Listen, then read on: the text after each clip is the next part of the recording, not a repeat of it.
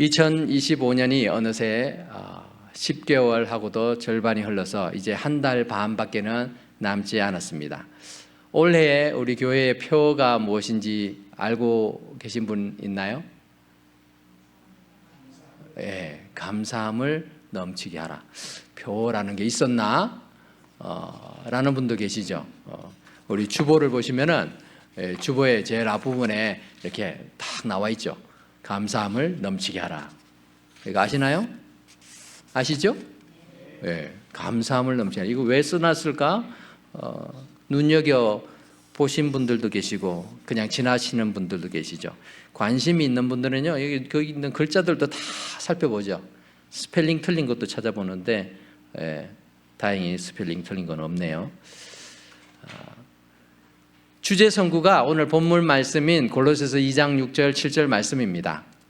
2025년 첫 주일에 이 본문을 가지고 제가 설교를 했습니다. 그리고 지난 1월 한 달간 암송 구절로 또 우리가 골로새서 2장 6절 7절을 함께 암송하기도 했습니다. 지난해 말, 그러니까 2024년이죠. 그때 내년도 올해 교회의 행사 계획들을 세우면서 하나님께서 우리 은혜와 평강교회와 성도들에게 어떤 것을 가장 필요로 하실까라는 질문을 가지고 기도하는 중에 이 말씀을 정했습니다. 제가 2025년 표어를 감사함을 넘치게 하라라고 정한 것은 우리 교회와 성도들의 가정 그리고 삶 속에 매일매일 감사하는 일이 넘쳐나기를 기대하고 소망하는 마음으로 정했어요. 그렇게 성도들과 함께 매일 감사한 일을 찾고 기록하고 또 표현하다 보면 저뿐만 아니라 여러분들, 우리 성도들이 하나님의 은혜를 더 풍성하게 깨닫고 믿음으로 헌신하게 될 것을 기대했습니다. 그런데 11개월하고도 보름이 지난 지금 와서 되돌아보니까 하나님께서는 다른 뜻이 있으셔서 제게 그리고 우리에게 이런 표를 주셨구나라는 생각이 듭니다. 감사는 그리스도인의 삶에 대한 기본적인 자세입니다. 감사하는 마음이 없이는 신앙생활을 할 수가 없어요. 감사하는 마음 없는 신앙생활은 기독교의 가장 기본되는 구원의 진리를 이해하지 못하기 때문에 그래요. 그래서 모든 그리스도인들은 감사함으로 하나님 앞에 예배드리고 신앙생활합니다. 다른 종교는요, 감사하는 마음 없이 얼마든지 종교생활 할 수 있어요. 왜냐하면 자기 의를 쌓으면 되니까. 자기가 노력하는 해서 구원을 쟁취해야 되는 것이니까 감사할 필요 없죠. 그냥 신을 기쁘게 해드리면 되는 거니까 뭔가 어떤 헌신을 통해서 내 할 도리를 다하면 된다라고 생각합니다. 그러나 기독교는 하나님이 우리를 위해서 하신 일을 우리가 혜택을 누리는 거잖아요. 그래서 감사하는 것이 전제가 되어 있습니다. 시편 50편 23절에서는 감사로 제사를 드리는 자가 나를 영화롭게 하나니 그의 행위를 옳게 하는 자에게 내가 하나님의 구원을 보이리라 라고 말씀하고 있습니다. 하나님께서는 감사로 예배하는 삶이 하나님 앞에서 그 행위를 옳게 하는 것이고 그런 사람은 하나님의 구원을 경험하게 된다라고 말씀합니다. 우리의 삶 속에서 감사함을 넘치게 하려면 어떻게 해야 될까요? 일반적으로는 우리가 기대하고 소망하는 일들이 이루어지면 나는 감사를 한다라고 생각하죠. 그러면 감사가 넘칠 거라고 생각합니다. 그런데 오늘 말씀은 그런 수동적인 감사가 아니에요. 그냥 부수적으로 따라오는 감사가 아닙니다.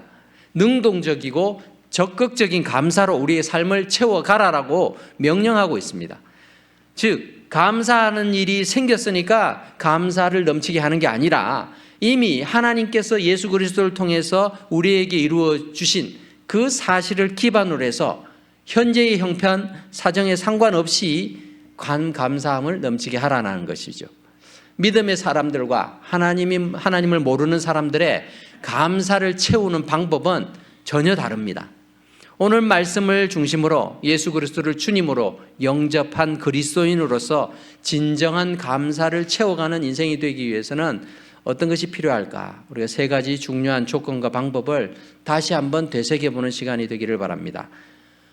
첫 번째는 주님 안에서 행하라라는 것이죠. 감사함을 넘치게 하기 위해서는 먼저 주 안에서 행해야 합니다.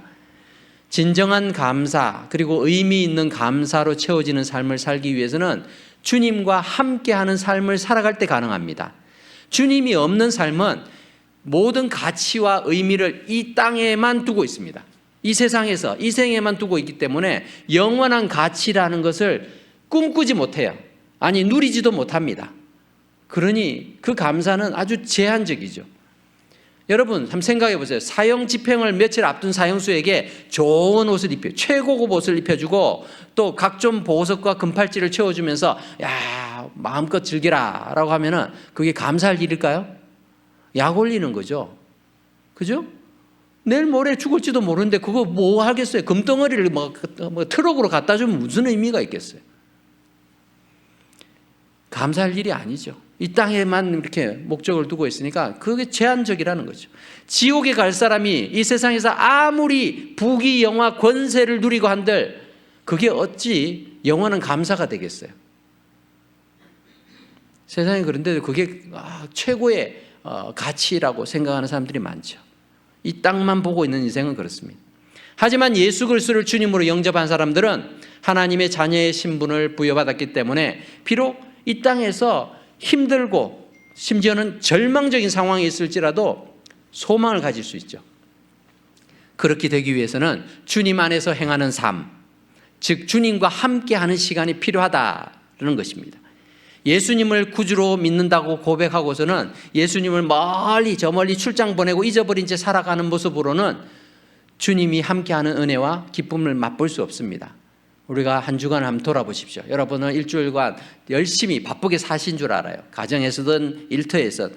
그런데 그 시간에 주님과 함께 했는지 아니면 주님 제가 바쁘니까요 나중에 얘기합시다. 나중에 교제합시다. 그리고 주님 멀리 그냥 따로 보내놓고 나 혼자서 열심히 고군분투하며 살지는 않았는지 우리 자신을 한번 돌아보면 좋겠어요. 부활하신 예수님께서는 성천하시기 전 제자들에게 내가 너희와 항상 함께 하겠다고 약속하셨죠. 이 약속은 진리의 영이시고 또 예수의 영이신 성령께서 강림하셔서 모든 성도들에게 함께 하심으로 지금까지 지켜지고 있습니다. 그래서 주님과 동행하는 사람만이 성령의 능력을 경험하고 성령께서 주시는 평안과 기쁨, 확신과 능력의 삶을 살아갈 수 있는 것입니다. 찬송가 가사처럼 주와 같이 길 가는 것 즐거운 일 아닌가? 이 즐거움을 맛봐야 되지 않겠어요? 신앙생활 하는데 이 즐거움을 맛보지 못하면요 우리가 인생에 있어서 하나님이 주신 그런 복을 큰 그 특권을 놓치고 있는 것입니다. 주님과 함께 걷는 인생의 여정이 되시기 바랍니다. 우리 주님과 함께 걸어갈 때에 우리의 인생이 감사함으로 넘쳐나는 것을 경험하게 될 줄 믿습니다. 두 번째로 믿음 위에 굳게 설 때에 우리는 감사함을 넘치게 할 수 있습니다. 7절 말씀을 보니까 그 안에 그러니까 예수 그리스도 안에 뿌리를 박으며 세움을 받아 교훈을 받은 대로 믿음에 굳게 서서 감사함을 넘치게 하라라고 말하죠. 믿음에 굳게 서야 감사함을 넘치게 하죠. 믿음이 없으면 감사함을 찾기가 어렵습니다. 그냥 눈에 보이는 것 마치 어린아이처럼 그냥 반짝 있다가 사라지는 것 그것에만 감사하죠. 어떻게 하면 믿음에 굳게 설 수 있을까요? 오늘 7절 말씀은 예수 안에 뿌리를 받고 세움을 받아야 하는데 그렇게 되기 위해서는 주님의 말씀을 배우고 실천해야 바르고 건강한 모습으로 믿음이 자랄 수 있다라고 말하고 있죠. 우리가 드리는 예배는 구원받은 성도가 하나님께 올려드리는 최고의 표현입니다. 그런데 예배가 하나님 앞에 하나님이 기뻐하시는 예배가 되기 위해서는 예배자로서 우리가 전심을 다해서 하나님 앞에 헌신하는 시간이 돼야 된다는 거죠. 그냥 구경꾼처럼 앉아있다고 이게 예배 드리는 게 아니죠. 사람을 만나도요 우리는요 진정성 있게 만나는 사람들을 구분할 수 있어요. 저 사람 나한테 도움이 안 된다 생각하면은 무성의하게 대하는 사람들 참 많아요. 만나서 보는데요 눈도 안 마주치지 않습니다. 대충 시간 때우고 있으면서 얘기 끝나서 나 바쁘니까 갈게. 그 만남 무슨 의미가 있겠어요? 어쩔 수 없이 만나주는 거잖아요. 하나님 앞에 드리는 예배가 어쩔 수 없이 내가 앉아있는 시간이 되면요 시간 낭비예요. 귀찮고 지겹고 불피하려는 것들로 처리될 수밖에 없는 것이죠. 어찌 전지전능하신 하나님께서 하찮은 인간들한테 그렇게 모욕적인 그런 대우를 당해야 되겠어요? 예배는요, 장난으로 드리는 게 아니에요. 그래서 예배는요, 정말 우리의 전심을 다해서 드려요. 믿음이 없을 수 있습니다. 여러분들 사람들과의 관계에 있어서도요, 나랑 잘 모르는 사람, 또 내가 꺼림직하게 생각하고 불편한 사람도 있어요. 그렇다고 해도요, 인간적인 예의는 갖추죠.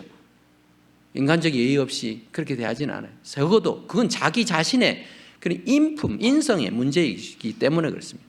그래서 우리는 예배를 드릴 때마다 하나님, 거룩하신 하나님을 의식해야 돼요. 내가 하나님을 믿는 믿음이 약해. 아니, 난 하나님을 믿는 믿음이 없지만 그래도 혹시나 하나님 계시면은 그럼 내가 이런 모습으로는 안 되겠다라는 마음이 필요하죠. 그래서 예배 드릴 때 우리는 가장 좋은 옷, 가장 비싼 옷은 필요 없어요. 깔끔한 옷. 그렇게 되죠. 우리가 그냥 추리닝 차림으로 예배 드리러 오지 않죠. 요즘에 컨템포러리 또 월십이라고 해서 또 우리가 자유롭게 예배 드리나고 해서 여러 가지 형태를 파괴하는 그런 모습들로 예배 드리는 경우들도 있는데, 그래도 우리는 예배의 대상은 하나님이시다라는 것을 잊지 말아야 됩니다. 그래서 내 마음이, 내 전심이 하나님 앞에 집중될 수 있도록 그렇게 해야 되는 것입니다. 하나님을 바로 알아야 바른 예배를 드릴 수 있는 거예요. 하나님을 잘 모르면은 우리가 알려고 노력을 해야 되겠죠. 하나님의 말씀인 성경을 배우고 또 우리가 읽고 하는 이유도 하나님의 뜻을 바로 알고, 기독교가 말하는 하나님, 내가 드리는 이 예배의 주인공 되시는 하나님이 어떤 분인지를 알기 위해서 그런 것이죠. 하나님의 뜻을 바로 알고 그 뜻에 순종하는 삶을 살기 위해서입니다. 말씀을 가까이 하고 실천해 갈 때 우리는 주님 안에서 뿌리 받고 세움을 받아서 믿음에 굳게 서게 되는 것입니다. 믿음에 굳게 선 사람들이 감사를 넘치게 하는 것은 지극히 자연스러운 결과입니다. 이것을 바꿔 말하면은 우리가 감사가 부족한 삶을 살고 있다라는 것은 하나님의 말씀을 통해서 내가 주 안에서 제대로 뿌리 받고 세움을 받지 못하다 보니 아직도 믿음이 굳게 서지 못한 그런 상태이다라는 것을 우리가 또 반증해 주는 상황이기도 합니다. 그러므로 믿음에 굳게 서기 위해서는 먼저 주님의 말씀을 사모하고 배우고 실천하려는 열심을 가질 수 있기 바랍니다. 그렇게 할 때에 감사함을 넘치는 신앙생활이 될 줄 믿습니다. 세 번째로, 감사함을 넘치게 하기 위해서는 주님께서 하신 일을 기억해야 합니다. 여러분, 첫 번째, 두 번째 조건을 잘 실천을 해도 힘들고 어려운 상황이 우리 그리스도인들에게도 끊임없이 몰아치게 됩니다. 그러면요, 감사하는 삶을 경험하기가 어려워집니다. 그럴 때는 하나님이 나를 위해서 하신 일들을 기억해 보는 것이 도움이 됩니다. 내 삶 속에서 지금까지 경험한 하나님의 은혜와 축복을 새겨보면서 비록 힘들게 참 우리가 현재 상태는 어렵고 수렁에 처박혀 있는 것 같아서 아무런 감사할 것도 없는 것처럼 느껴지더라도 지난날 내가 누렸던 모든 순간이 하나님의 은혜였다라는 것을 기억해내다 보면 내가 감사하는 마음들이 이렇게 어느새 채워진다는 것이죠. 그리고 깜깜해서 보이지 않던 그 감사하는 내용이 하나 둘씩 이렇게 마치 밤하늘의 별처럼 보여지기 시작하는 것을 경험하게 됩니다. 찬송가 439장 찬송에 보면 이렇게 가사가 되어 있죠. 세상 모든 풍파 너를 흔들어 약한 마음 낙심하게 될 때에 어떻게 하라고요? 내려주신 주의 복을 세워라. 주의 크신 복을 네가 알리라. 받은 복을 세워보아라. 크신 복을 내가 알리라. 받은 복을 세워보아라. 주의 크신 복을 내가 알리라. 참 우리에게 주신 그 은혜가 많고 그 감사의 내용이 많은데요, 우리는요 자꾸 단순하게 이 세상에서의 이 세상만 목표로 살아가는 사람들처럼 지난 것은 자꾸 잊어버려요. 앞으로 누릴 것만을 자꾸 기대하게 됩니다. 그러다 보니까 감사를 잃어버리게 되죠. 감사함을 넘치게 하려면 하나님께서 나를 위해서 하신 일을 기억해야 합니다.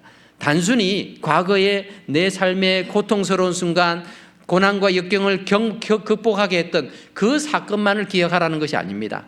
또 내가 기대하고 목표했던 것을 이루었으니까 그것이 하나님의 은혜라고 해서 그렇게 감사했던 것만을 기억하는 것이 아니라 영적인 눈으로 우리 자신을 돌아보면서 하나님이 나의 죄를 대신 담당하게 하시려고 예수님을 이 땅에 보내시고 죽게 하심으로 나를 예수님을 통해 하나님의 자녀 되게 하셨다. 예수님을 구주로 믿게 하시고 그렇게 이 땅을 살아가며 또 천국의 소망을 두게 하신 그 하나님의 은혜를 발견하게 될 때 우리는 가슴이 벅찬 감격을 느끼게 될 줄 믿습니다.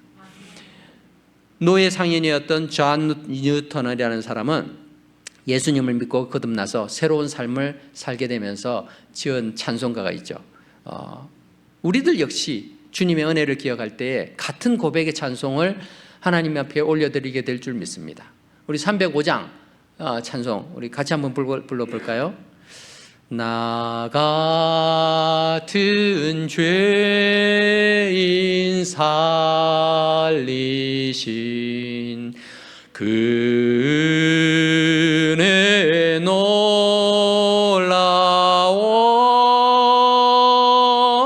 잃었던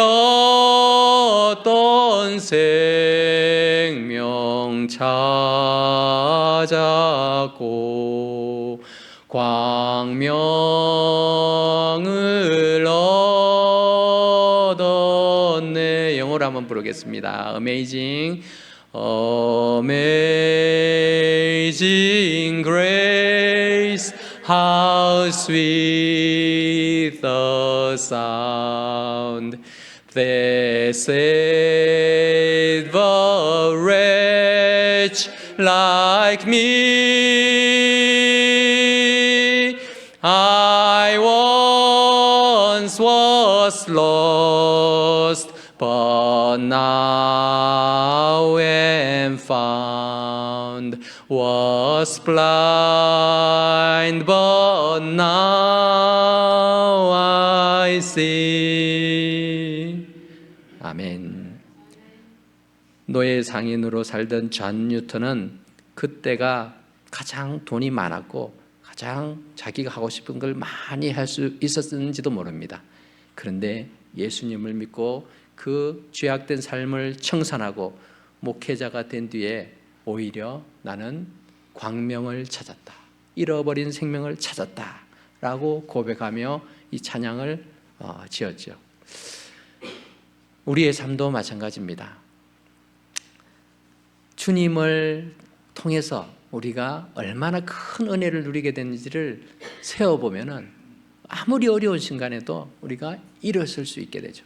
사도 바울이 골로새 교회 성도들에게 당부하고 있는 이 감사함을 넘치게 하라라는 권면은 그리스도 안에서만 경험할 수 있는 것이기에 성도의 참된 믿음과 밀접한 관련이 있습니다. 이것은 감사가 그냥 인간이 처해져 있는 환경과 처지에 따라서 바뀌는 성질의 것이 그런 감사가 아니라 그리스도 예수 안에서 바른 믿음의 생활을 해가는 성도들만이 누릴 수 있는 고차원적인 그리고 지속적인 감사를 추구하라는 뜻입니다.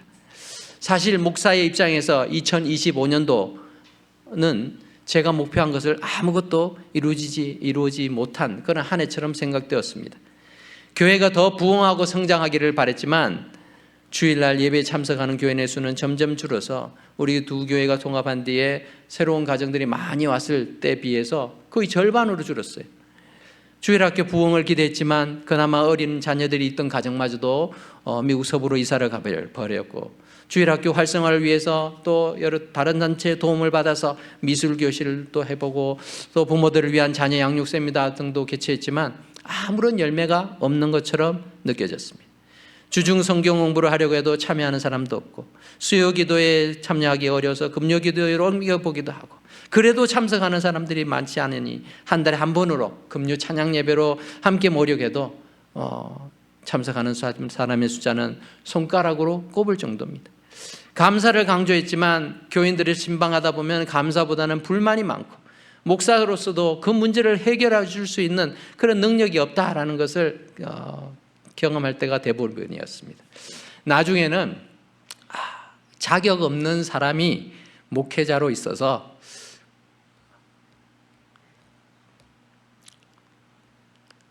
교회가 부흥하지 못하고 있는 거 아닌가, 교회 부흥에 가장 방해가 되고 있는 존재가 목사가 아닌가, 이런 마음도 들더라고요.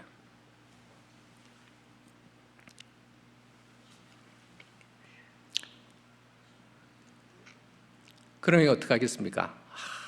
근데도 제가 감사를 넘치게 하자 그러고 했잖아요. 우리 올해 표어가 감사함을 넘치게 하라.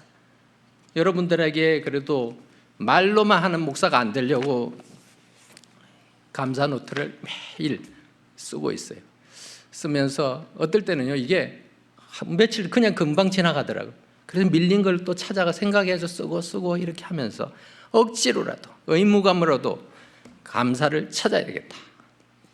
그렇게 하다 보니까요, 보석처럼 귀한 성도들의 헌신, 그리고 따뜻한 섬김, 이런 것이 귀하게 여겨지고 또 당연한 것으로 생각하던 우리 성도 한 사람 한 사람이 참 소중하구나라는 것을 점점 더 생각하게 되었어요. 항상 같은 시간에 어김없이 교회에 와서 묵묵히 자신의 맡은 일들을 감당하는 분들이 계시고, 또 뜬금없이 연락해서 은혜를 나누는 분들, 격려해 주는 분들,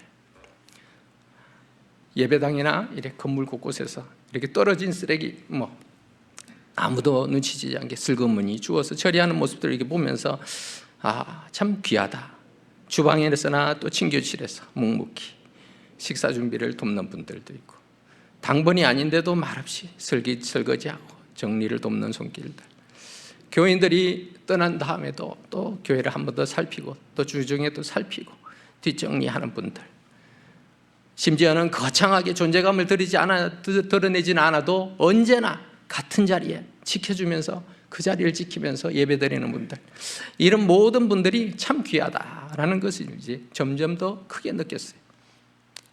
그래서 하나님께서는 우리 교회가 어렵고 힘든 시기를 잘 견뎌낼 수 있도록 어려움 중에서 감사하는 습관을 찾도록 믿음의 훈련을 시켜주시는 것이구나라는 생각이 들었어요.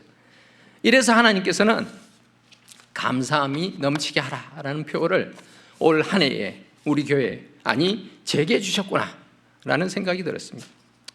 그래서 그것을 이렇게 깨달으니까 제 마음도 더 홀가분해졌어요. 모든 책임을 그냥 져야 되고 어떻게든 교회를 잘 성장시켜야 되는 그 책임이 내가 다 져야 되는 것이 아니라 우리가 함께 지고 있구나, 그리고 하나님이 그것을 함께 하시기를 원하시는구나 라는 것을 또 이렇게 경험을 하게 되었습니다. 2014년에 상영된 Frank vs. God이라는 미국 영화에 보면은 한 사람이 사람들 앞에서 이렇게 말을 합니다. 제가 힘을 달라고 기도했더니 하나님은 저를 강하게 만들 어려움을 주셨습니다. 제가 하나님께 지혜를 구했더니 하나님은 해결해야 할 문제들을 주셨습니다. 제가 하나님께 용기를 달라고 구했더니 하나님은 제게 극복해야 할 위험을 주셨습니다. 제가 하나님께 사랑을 구했더니 하나님은 도움이 필요한 사람들을 보내어 주셨습니다. 제 기도는 응답되었습니다. 어쩌면 감사함을 넘치게 하라라는 말씀은 어려움 중에서도 감사하는 법을 가르치시려는 그 주님의 훈련 방식이라 생각되기에 올해의 남은 시간들과 우리의 남은 여정 속에서도 우리가 끊임없이 추구하고 노력해야 할 그런 목표가 되어야 될 줄 믿습니다. 말씀을 맺겠습니다. 예수님 한 분만으로도 만족할 수 있을 때 우리는 비로소 감사함을 넘치게 누리게 됩니다. 예수님이라는 보배의 가치를 제대로 알게 되면 세상의 어떤 부귀영화도 시시하게 느껴지고 어떤 시련과 환난도 대수롭지 않게 여겨지게 된다는 것입니다. 우리가 견디고 이겨낼 수 있습니다. 사도 바울은 편하고 즐거웠기 때문에 그가 신나게 복음을 전했던 거 아닙니다. 복음을 전할 때마다 엄청난 시련과 핍박을 받았습니다. 초대교회가 늘 승승장구하고 부흥하고 잘 나가기 때문에 믿음을 가지고 사람의 성도들이 그렇게 교회를 지켰던 것이 아닙니다. 환난과 핍박 쪽에서도 자기들이 가지고 있는 것이 참된 보배이고 참된 소망이고 진리임을 알았기 때문에 그들이 끝까지 그 가치를 부여잡고 있었던 것이죠. 사도 바울은 환난과 핍박 속에서도 성도들이 이겨낼 수 있는 원동력이 바로 보배이신 예수님이 함께 하시기 때문이라고 말씀합니다. 고린도서 4장 7절에 우리가 이 보배를 질그릇에 가졌으니 이는 심히 큰 능력은 하나님께 있고 우리에게 있지 아니함을 알게 하려 함이라 라고 고백하고 있습니다. 우리 8절부터 10절까지 같이 한번 읽어봅시다. 우리가 사방으로 우겨쌈을 당하여도 쌓이지 아니하며 답답한 일을 당하여도 낙심하지 아니하며 박해를 받아도 버림받지 아니하며 거꾸러뜨림을 당하여도 망하지 아니하고 우리가 항상 예수의 죽음을 몸에 짊어짐은 예수의 생명이 또한 우리 몸에 나타나게 하려 함이라. 아멘. 즐겁고 좋은 일이 가득해서 감사한 것이 아니라 보배를 가지고 있으니까 내 삶에 여러 가지 환난과 모진 그런 풍파가 덮치더라도 우리가 낙심하지 않고 감사할 수 있는 것입니다. 우리가 오늘 이 말씀을 우리가 기억하면서 우리 함께 찬양하고 또 기도하려고 합니다. 은혜가 아니면 살아갈 수 없는 우리의 인생이기 때문에 모든 것을 주님 앞에 맡기고 의지하면서 내 힘으로 이겨내는 것이 아니라 버티게 하시고 견디게 하시는 그 크신 은혜에 감사함으로 믿음으로 우리 주님을 더욱 의지하는 그러한 결단의 시간이 되기를 바랍니다. 우리 다 일어서셔서 오직 예수뿐이네 우리 찬양을 함께 부르면서 주님 앞에 우리 함께 나아가도록 하겠습니다.